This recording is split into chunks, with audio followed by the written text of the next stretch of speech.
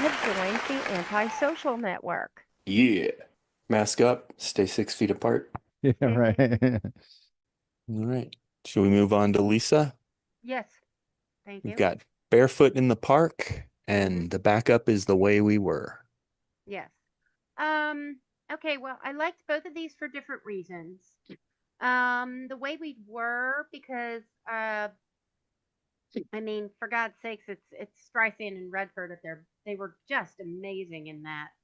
The way they the way they fought each other, the way they loved each other. I just enjoyed that whole movie. And then, but I chose Barefoot in the Park as my primary because it was my first Robert Redford movie. I absolutely fell in love with him, of course, because oh, gorgeous. But viewing it now as opposed to when I first saw it when I was a kid, wow. Because now what I see is that eventually he's going to have her ass committed. Yeah, right. Okay. Yeah. I mean, I wanted to she strangle Jane Fonda's character in this movie. Oh, Right, right. yeah, absolutely. Like she would I not love let him Jane go to Fonda. work. Sandy dealing with that. Yeah.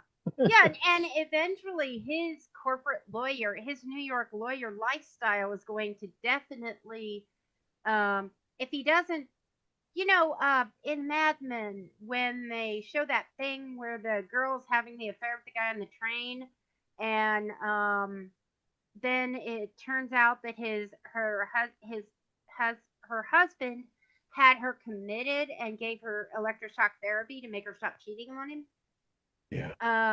Yeah, I kind of feel like Robert Redford's character would eventually do that to Jane Fonda's character. Or simply divorce. Well, Yep. yeah, but That's she was my- nuts. Well, That's first she said, that's my theory. promise we'll never divorce. We'll kill ourselves first. And then about 15, 20 minutes later, she's demanding a divorce. Right.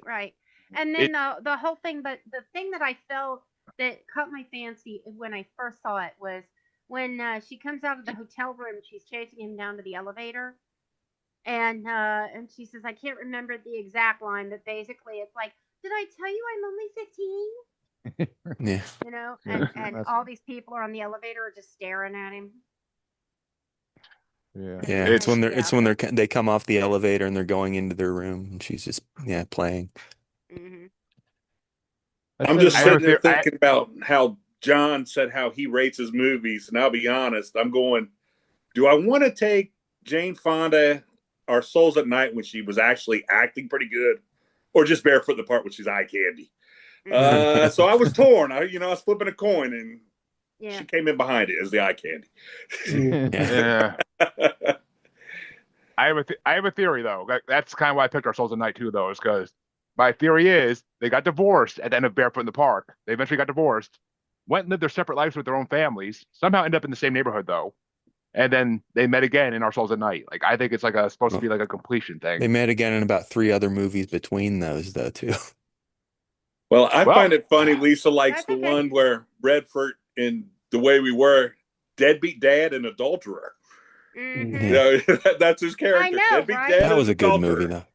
It was a good movie, but I have a feeling. I don't know if Neil Simon can write for women. Going back to Barefoot in the Park.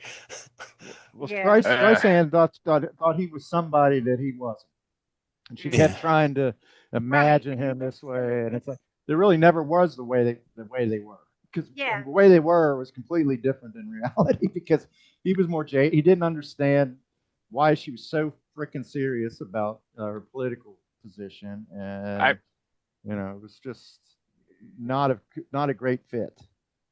And I feel like Barefoot in the Park was like kind of like a. I mean, I feel like Larry David and Jerry Seinfeld kind of used it in some of their episodes because there's a lot of little things in that movie that it makes it almost like an hour and a half long Seinfeld episode. I feel like it's like a cross between Bewitched and Dharma and Grey.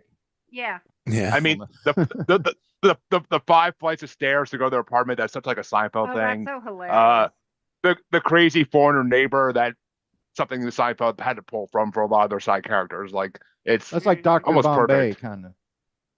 Yeah. I love I'm that glad guy, you though. brought him up because I thought Ethel and Victor by far stole that whole show. I mean, Yeah. the mom was absolutely fantastic. Yeah. Mm-hmm. See, that movie made me realize that Streisand could act, which I wish she had focused on that, because I know there's people that like her singing, but I think her voice could stun a police dog. So anything to keep her from singing, really, anything. There's a reason that in the one episode of South Park she was in, her voice is a weapon. Interesting. There's Mecha Streisand too, right? Yep. But yeah, that's the episode. Mecha Streisand. It's basically a Godzilla ripoff, but she's part of a government organization trying to get the ancient piece of the triangle, whatever the hell it's supposed to be. It's a triangle that they have to get 3 pieces for. What is that called? It's from South Park. It's a South Park episode. It's a South Park episode, yeah. And the Mecha Streisand episode of South Park is what he's referring to. It's a metal clad Streisand. I like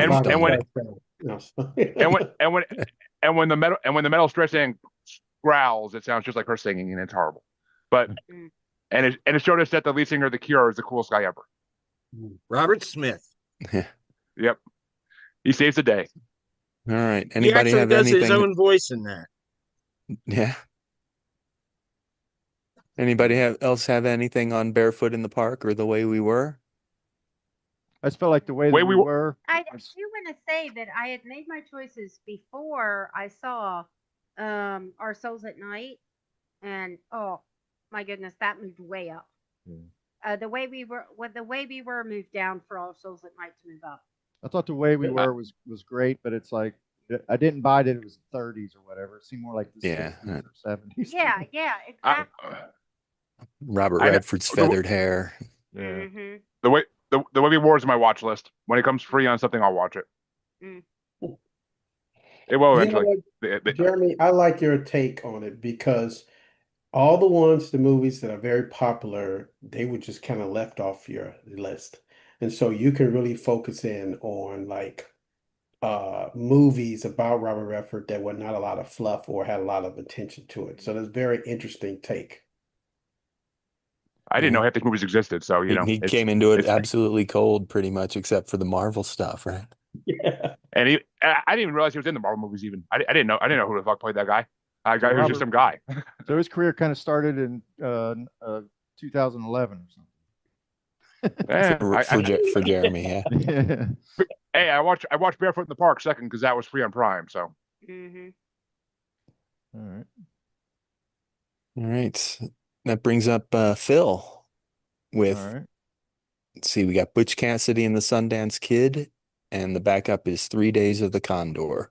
Yeah, I've spent a lot more time taking notes on 3 Days of the Condor because I thought that John actually was going to have that as his number one, but I do like Butch Cassidy and the Sundance Kid is my favorite, and I fortunately rewatched it today, and I was reminded why it was my favorite. It's just from the beginning to end, the chemistry between Redford and Newman is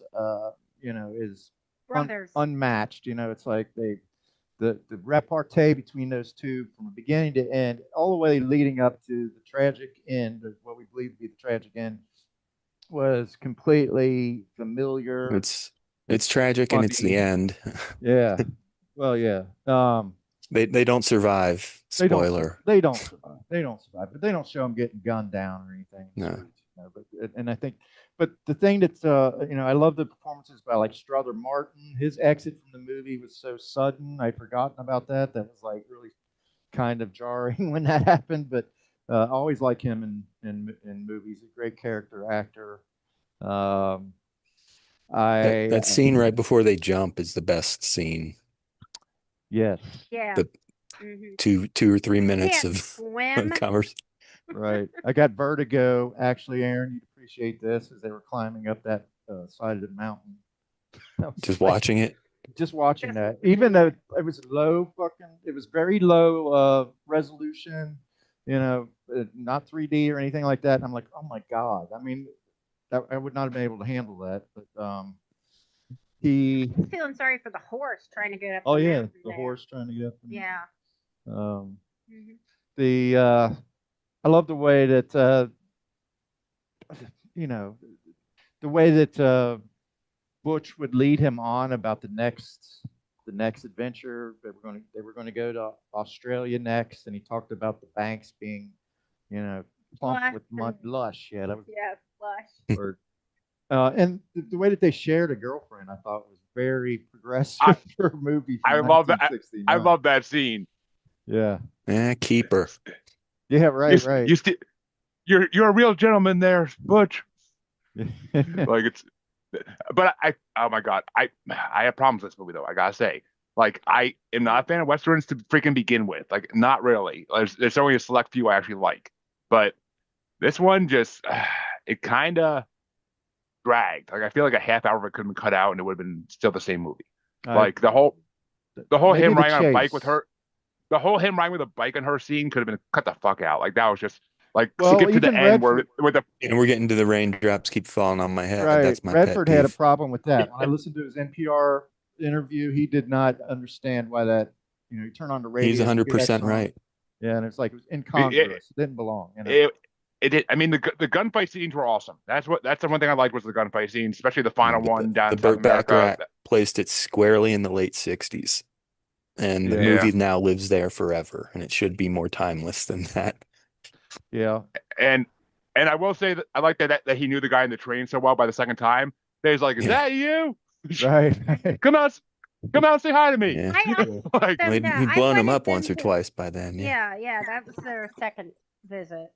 Well, I like the way they earlier John talked about how they alter, or you might alter, although there was no literature from this, but I like the way that they used still photography with like sepia techniques at the time to the passage of travel and time. Yeah, like when they went to New York. When there were sightseeing with and they took the pictures of them in the crowds. Yeah, all that stuff was just it's just a fantastic movie.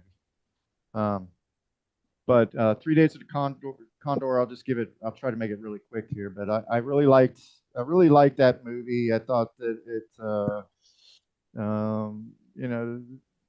the setting was good. Apparently, the setting was supposed to be winter, but they filmed it in spring. And Redford's environmentalist tendencies showed up, and that he was very diligent about the way that the foliage around New York was treated, and no plants were killed and everything. So I thought that was interesting. But I like the way that it portrayed a CIA agent in a very very normal setting. Like really his job was to read books. It's like a CIA librarian kind of. Yeah. As opposed to like a James Bond character, or another spy character from the time. This was a very pedestrian character, very much like him. Of course, he couldn't have ran into Faye Dunaway under any circumstances in the 1970s and not go to bed with her. I mean, that's what I was alluding to before.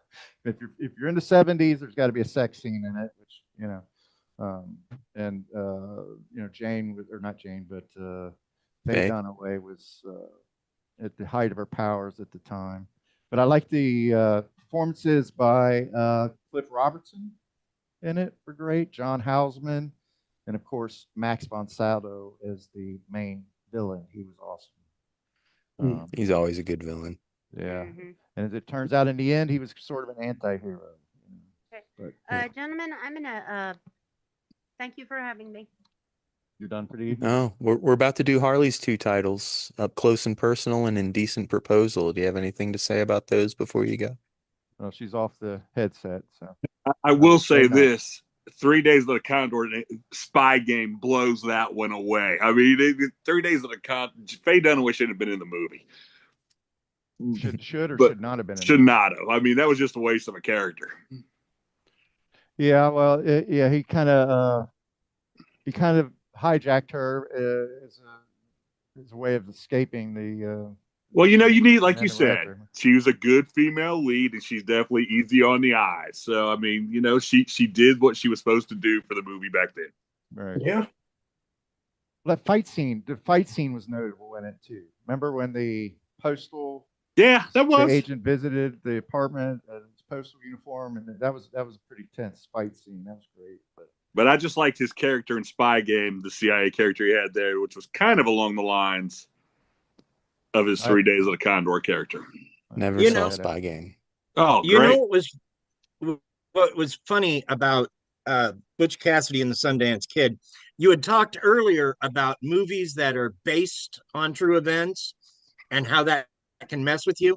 And yeah, from seeing that movie, I always thought, well, they absolutely died in South America. But if you dig into the history, there's no proof of that. They just went there and disappeared. Now, it's likely they died there, but if they did, it's like we just have no idea how. They went there and they literally vanished. In fact, there was an episode of one of my favorite TV shows from the 70s, In Search Of. It was about Butch Cassidy and Sundance Kid. And they interviewed people that had met others that claimed to be Butch and Sundance, that type of thing. So yeah, they went Leonard south Nimoy of the border treatment. and pulled an Ambrose Bierce, just gone. Yeah. All right. So we'll do Harley's next, I guess. Up Close and Personal and Indecent Proposal. Yeah, I'll take my co-host picked our movies backwards. I'll say that much. I feel like Indecent Proposal should have been. I feel like Indecent Proposal should have been her number one. Because how one of the I wanted reviews to strangle Jane Fonda's character in Barefoot in the Park. I want to strangle Woody Harrelson in this one. Deal's a deal. I mean, I mean, I don't know. I liked Indecent Proposal. It was I always heard about it, but I never watched it. It just kind of it blew me away kind of how good it was, because I mean Woody Harrelson definitely added to it because I liked his character in it. And I mean, I don't know if I could look at my wife the same too after like doing something like that. Like that's then the don't whole. send her to do it. But $1 million is $1 million. Like it's I mean the wife kind of like pissed me off a little Send her bit to do too. it and deal. You got two options. But I mean, I don't know. It was better than Up Close and Personal. Up Close and Personal, I'm not a big fan of any movie that has to do with like news broadcasters. Like I hate that movie, Broadcast News. I freaking hate that movie. But great. Like, no, it's not. James But L. Brooks. Up Close, I don't. Yeah. Up Close and Personal was okay though. I mean, I'm not a Michelle Pfeiffer fan to begin with, so I really didn't like her as the female lead. But Robert Redford's role in that was really good. It's funny because you say like how he You always don't find like Warren Justice to be a little on the nose, though. Yeah, it's news broadcast. Of course they're gonna make it on the nose. But like Phil said in the beginning though, like he likes to like always teach actors he's working with like how to be better. It seems like in a lot of his movies he follows that same thing where he's always like the older mentor in a lot of his movies in that period. Like he's always the older mentor trying to teach like the people whatever he's doing, he's trying to teach people like something in each movie. So he's like the wise older gentleman in every movie, basically, that I watched. So I mean, yeah, not the young ones so much, but you didn't watch anything after. He didn't watch anything before 2011. Yeah. No, he's just talking about Indecent Proposal though, so I can't drop that on him. I actually watched the movie from pretty much every decade. I'm pretty sure. I think I watched the movie from every decade that he was acting. So, I mean, I don't know. He seems like that kind of person. I mean, he always wanted to teach people how to do things. I mean, I thought Jeremiah Johnson was on somebody's list in this too, but I guess not. I thought it was on Phil's or something originally, but I like Jeremiah Johnson. I feel like it was on the list of movies I watched before we started making nominations. Oh, yeah. Oh, I mean, well, I watched it because of that and because it was free. So, I mean, it was that's what I brought on. That's a freaking amazing movie. I love those are the westerns I like when it's about like discovery in like the West before they're settled. Like that's the western movies I love. Fighting with the Native Americans and like fighting with animals, like. That bear chase scene is one of the best scenes I've ever seen in my life. That's hilarious. If bear chases him right into the freaking cabin. It's hilarious. It's freaking hilarious. But Indecent, yeah. Go ahead. Good. I was gonna say, leave it to Harley. Harley always chooses a movie about cheating, about like infidelity. It's always Harley's thing in every freaking thing we do. Well, she didn't one of the other ones we did too. I can't think what the hell it is, but she picked the one about cheating. I'm like, I even messaged her. I'm like, is every movie you pick for these things about infidelity? Like, well, Indecent Proposal. I mean, that I remember when that came out, and that did get people talking everywhere you go. It was a sensation. Like, well, what would you do? It's like, okay. well, What's your price? Do you have a price? I saw a review on Letterboxd when I was going to put that movie on, and it's like someone made a comment. They're like in the 70s, I would sleep with Robert Redford for $5. In the 90s, maybe 50. And even now, I think they made right before he died, but like even now, I'd sleep with them for $100. Huh. Well, another one was what was the one with they killed the Are rabbit? they paying the $100? Possibly.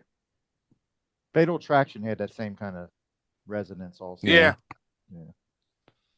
See, the reason I didn't like Indecent Proposal has nothing to do with the movie itself. I got into stand-up comedy in 97. And even at that point, 1 out of every 3 comics had an indecent proposal joke. Yeah. And most of them were bad. And it's just one of those things that I lost my taste for it. Well, I liked Up Close and Personal. We watched that like last night, or maybe it was Friday night. It was last night. I never you messaging it. Okay. Yeah, I enjoy Up Close and Personal, but I don't think it's a particularly good movie. It's like popcorn. Yeah, it's predictable. You know she's gonna end up being like a major news anchor by the end of it, and something's gonna happen to him. Like you know what's gonna happen. Yeah, it's one of my wife's favorites, so I've seen it 100 times. It's Anchorman, but not as funny. There you go. Oh God! Don't even compare to Anchorman. Anchorman's fucking golden. You go back to Horror Island. Like freaking Anchorman is one of the most quotable movies of all time. What's got the best gang fight I ever saw in my life? The second one's better. The second one's better. Well, I don't know if I've so many cameos. There's a sequel to Anchorman? Yeah, Anchorman 2, The Legend Continues. I didn't know that. No, I didn't watch that one. There are so many cameos in the fight scene in that one. Oh my God. Like everybody from SNL is in that fight scene. Huh. Well, I do know I enjoyed watching Michelle Pfeiffer a lot more than I did a geriatric Jane Fonda sex scene. So yeah, that definitely was better. Yeah. Well, there were some good cameos up close and personal.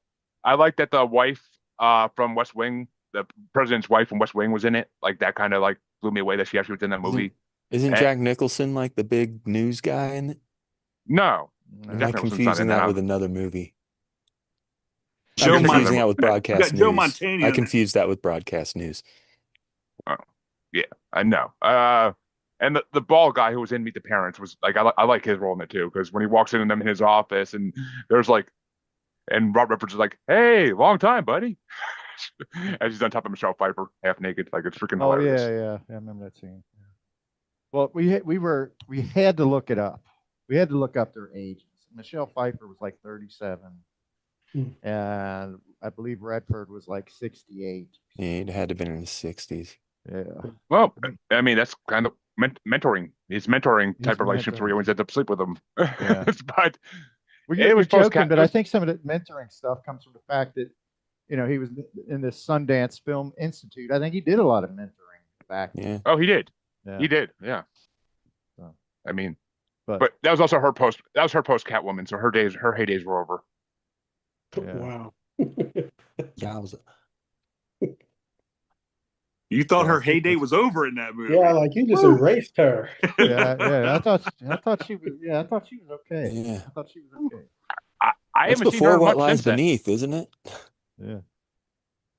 I haven't seen her much since then. So Yeah. I if she's even active anymore, I really don't know if she is. She's in the Ant-Man movies, isn't she? Oh, she does play. Yeah, she plays Hank Pym's wife. Not Hank Pym. Mr. I she plays associate Hank- everything with Marvel.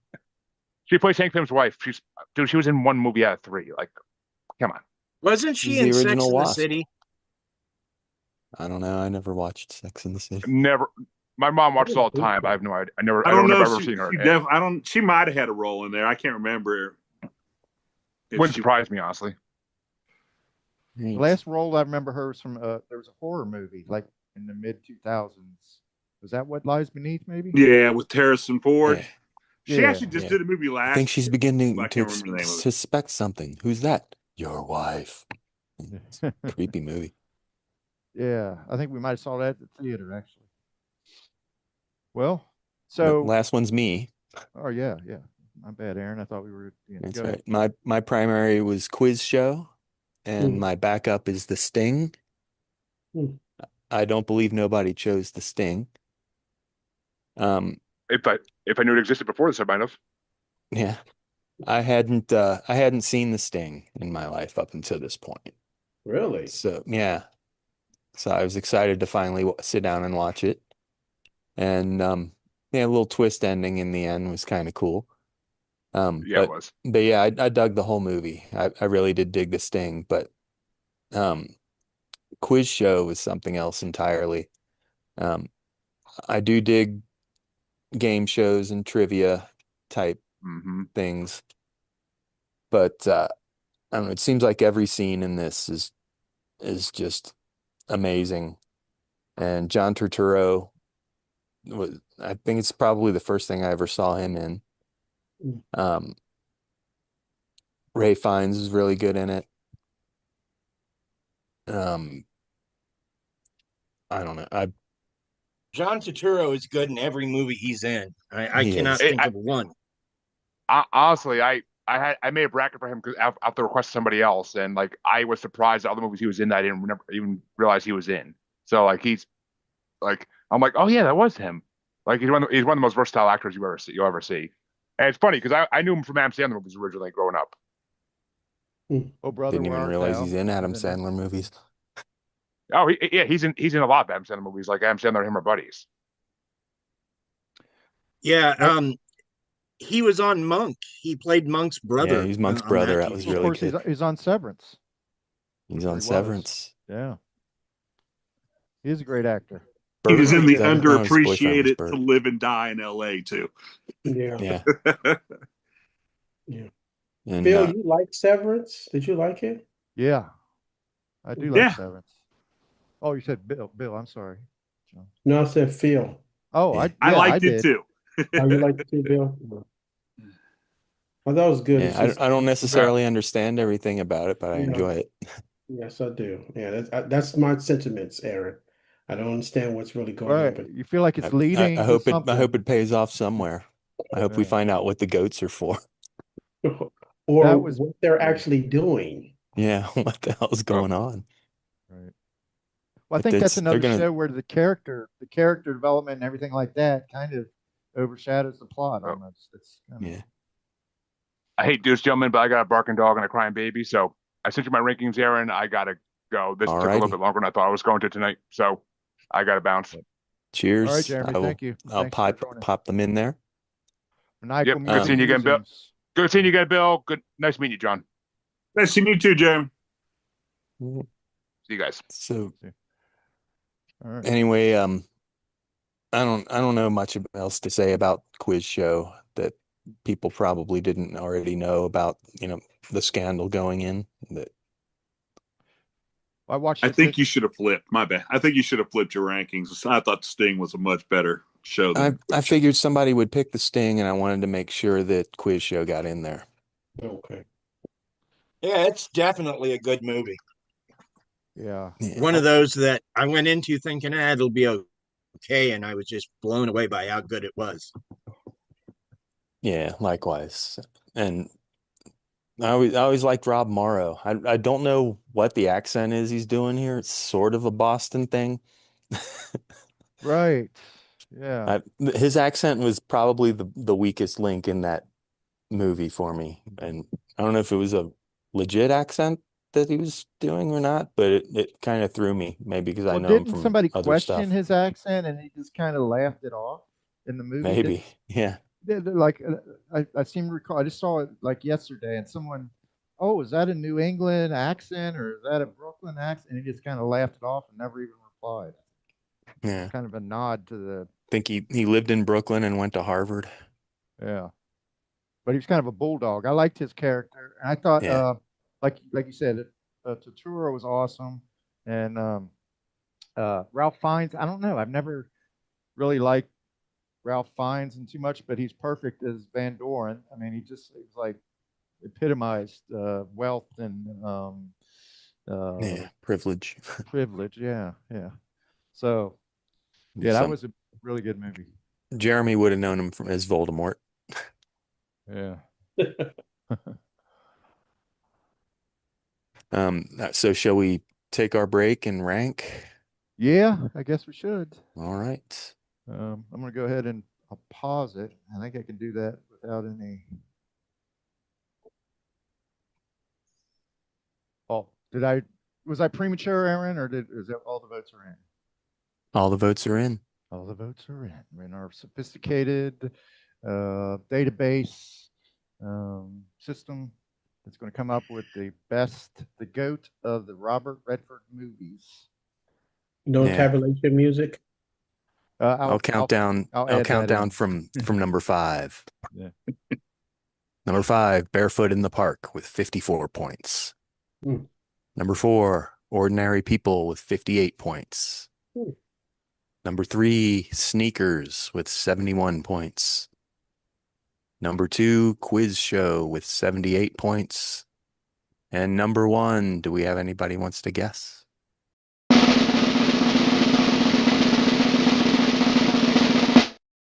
Butch Cassidy and the Sundance Kid with 83 points.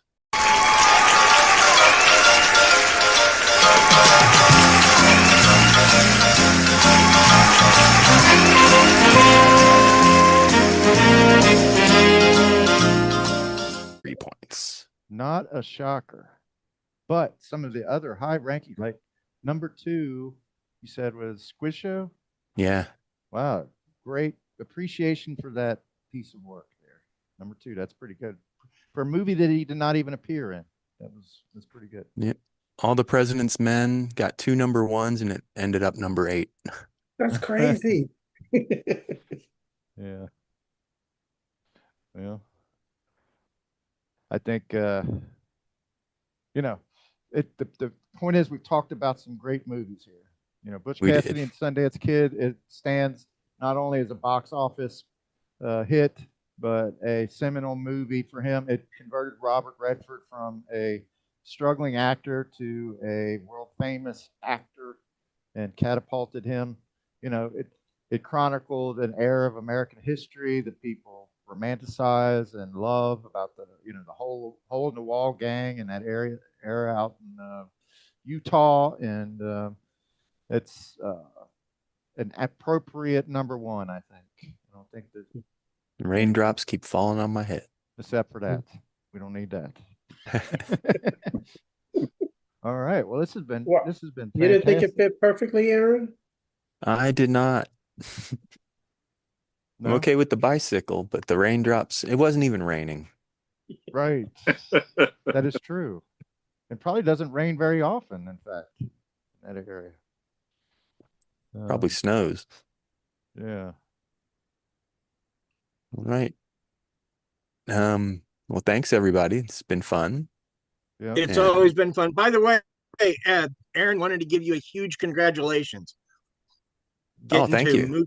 Yeah. Saw that you're getting to move jobs and you seem very happy about it. Yeah, I'm stoked about that. Right.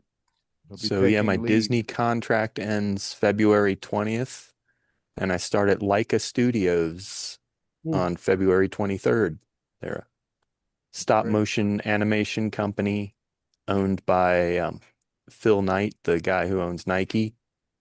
His son is a director and an animator, and he's the president and CEO of the company.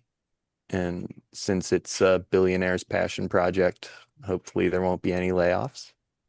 It's fantastic. And yeah, it's really cool. I'm stoked.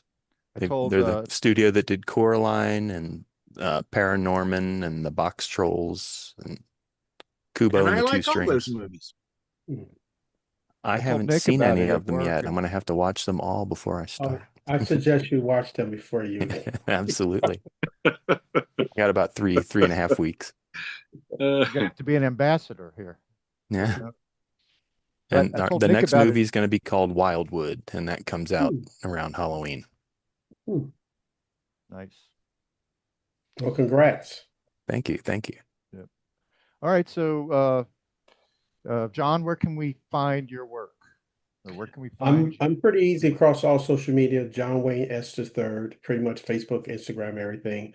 Also follow my AI series. Then There Was. It's a political drama about a guy who's a mayor who wants to run for Senate, but he keeps having to tie all these loose ends together. So we're episode 3 and about 75,000 views. So I'm hoping that it keeps going in the direction it's going. Where do people find that? On Instagram. Then There Was the series. Then There Was the series on Instagram. Mhm. All right. Congratulations Then on there that. was That's series, no the, just Then There series. Was series. If you go to my Instagram page, you'll see, it highlighted. You could click on it. Okay. Then Family Plot. Where can we find you? Any place you get in your podcatcher, look up Family Plot Podcast, you'll find us. If you look up Ardeen Bose on Amazon, you'll find my book, Map of Hollows.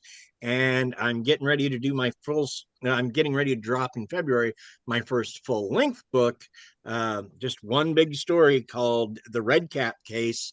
And it's actually going to be the first of a series, and that'll come out mid-February-ish, it looks like. So, All right. And where can people find your stripper video? YouTube. Oh, don't worry, I'm going to play it right here. Look up. Find me on Facebook. If you want to see more of Dean. More of Dean than you ever would have imagined. Bill, do you have anything you'd like to promote? Hey, you know what? You can find me in room B225, molding today's youth, because I am the future of America still right now. You should move to room 222. It was a better show. All right. Well, I guess that wraps it up. Our next one is to be determined, but it could be the Coen brothers, I think. We also have Gene Hackman is also passed. That's someone that we might be. Yeah, he was the coach in Downhill Racer. Yeah, that was an interesting movie. We got Rob Reiner too. Rob Reiner too. Right. I didn't necessarily go. Give me that. I'll talk about The Princess Bride for years. I love that movie.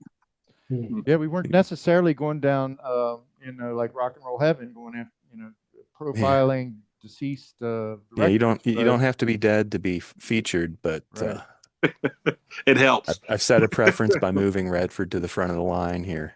Set a precedent. So we'll fall on something. We'll decide on something between the next one of these. But we really appreciate everybody participating, and thank you all.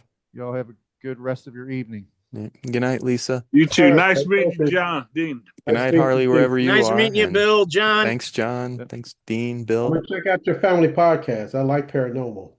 Yeah. Cool. You'll like it. All right. Have a good one. All right. See you guys.